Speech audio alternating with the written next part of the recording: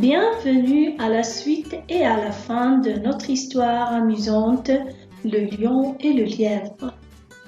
Après avoir convaincu le roi de la savane qu'il y avait un autre lion dans son territoire et que ce dernier voulait prendre sa place, le lièvre rusé conduit le lion à la rencontre de son ennemi.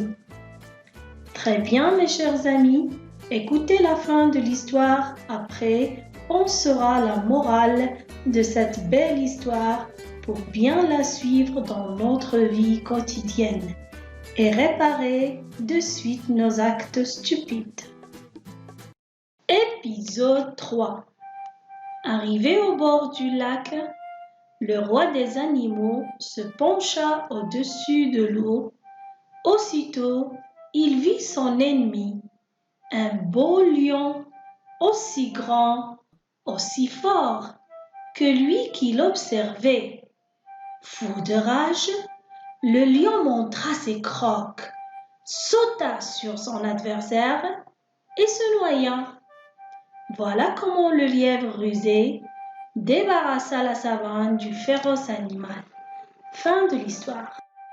Alors, mes chers enfants, quand vous avez vu et entendu, arrivant au lac, le lion vit son reflet dans l'eau du profond lac.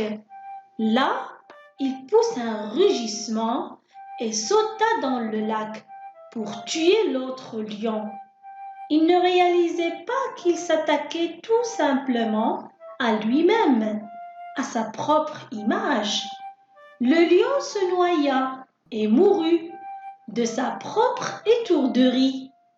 Comme ça, le lièvre rusé, très satisfait de sa ruse, a réussi enfin à tuer le lion et à sauver ses amis, les animaux de la savane.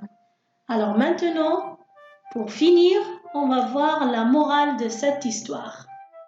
La morale, mes chers amis, de cette histoire est: la colère rend aveugle et nous fait perdre notre raisonnement et notre intelligence. Évitez, mes chers amis, d'être en colère, car la colère détruit tout lien, toute amitié. Lorsqu'on est en colère, on ne sait pas ce qu'on dit, ni ce qu'on fait. On peut, parfois dans un instant de colère, et avec nos gestes stupides, perdre ce qu'on aime ou faire un acte fatal que nous regretterions après.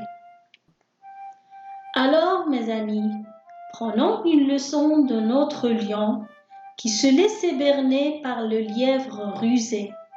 Son agitation mentale le plonge dans la confusion et la colère le rend aveugle et lui a fait perdre son intelligence et son raisonnement. Au plaisir de vous revoir dans une autre aventure. Rendez-vous à notre 3e histoire qui sera sur un conte traditionnel intitulé La soupe aux cailloux. À bientôt, mes chers amis. Au revoir.